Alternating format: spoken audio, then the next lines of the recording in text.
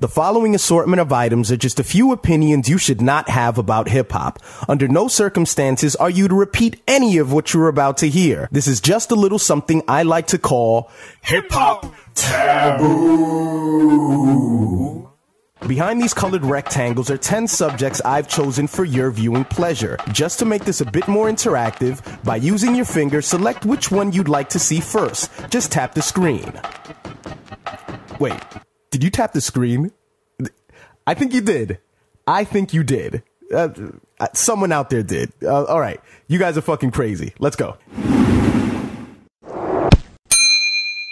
Jay is rarely linked to stupidity, but in 1999, he said, and I quote, 38 revolve like the sun around the earth. And that sounds good if it wasn't for the simple scientific fact that the earth actually revolves around the sun. If Lil Wayne had said this had been the most popular spewed line by Wayne haters, without a doubt. Look, I know just as much about the universe as you do, but trust me, even back then, I knew this one, and I'd like to think that you did as well. How something like this makes it out of the studio, then gets clearance by a label is beyond me. But then again, it's Def Jam Records, not NASA Records. I've held on to this one for a few years. Seems like whenever somebody ranks Wu members, You God gets shitted on. I know he wasn't the best in the group, but his solo album, Golden Arms Redemption, at least to me, was better than Inspector Deck's Uncontrolled Substance and Jizz's Beneath the Surface. Plus, Master Killer was fucking terrible. Vote You God. Jada was always really good. He's still really good. In fact, he's been consistently stagnant for the last 10 years. His career's pretty much just been a one-note tune. Take a look at this chart. Charts validate anything. The purple represents elite rappers since 2000. The gray is Jada since 2000. Would you look at that? Jada remains at the same level. Look, I'm only kidding. I just wanted to make a chart. But I don't think he got better. He never got worse. Just stayed the same. This is a good thing or a bad thing, depending on how you look at it. Let's stop pretending we know what Aesop is talking about, because I don't. And don't give me all this, oh, you get out of music what you put into it. Listen, I'm an adult. I don't have time for that shit. All these abstract artists and their complex lyrics like they're trying to keep it a fucking secret doesn't impress me. I put my energy into plenty of things that will enhance my life. And I'm willing to bet that whatever's at the end of Aesop's rainbow won't enlighten me anyway.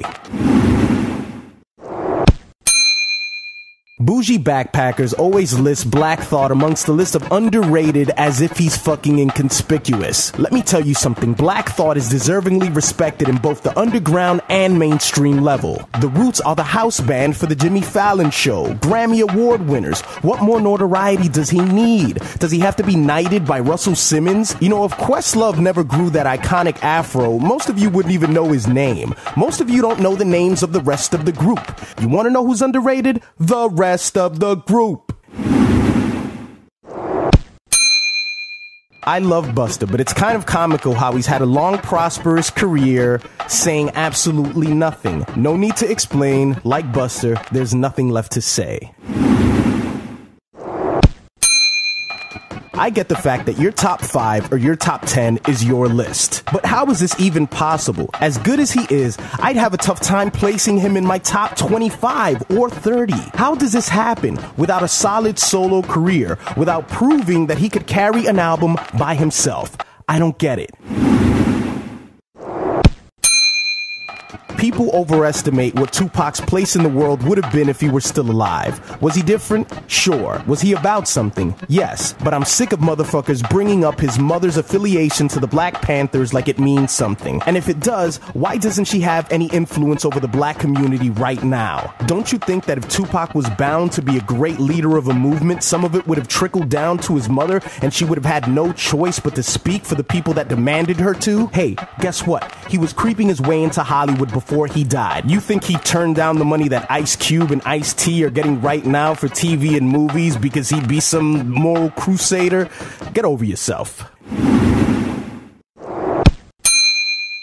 This is a musical argument, not just hip-hop. I don't care what you say, this isn't debatable. You either call an album or you don't. What's an EP? Like less songs? Listen, years ago, EPs were physically smaller pieces of vinyl. Then CDs came out, and every album, whether it had 40 songs or 12, were on a 5-inch CD. And now with digital downloading, an EP is simply a euphemism for lazy artist. You want to know what you call 8 chickens in a truck? Chickens in a truck, right? But what do you call 30 chickens in a truck? Why, chickens in a truck, of course. No special term needed. Why can't we be simple like chickens?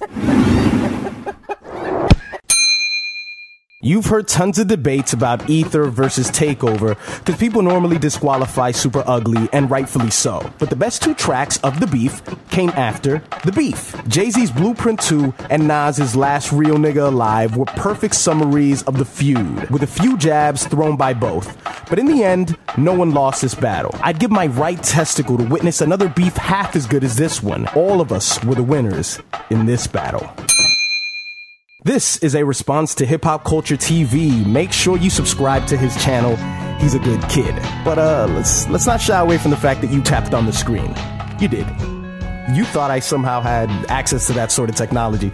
I don't even know how that's possible. And you tapped the screen. You did. You did.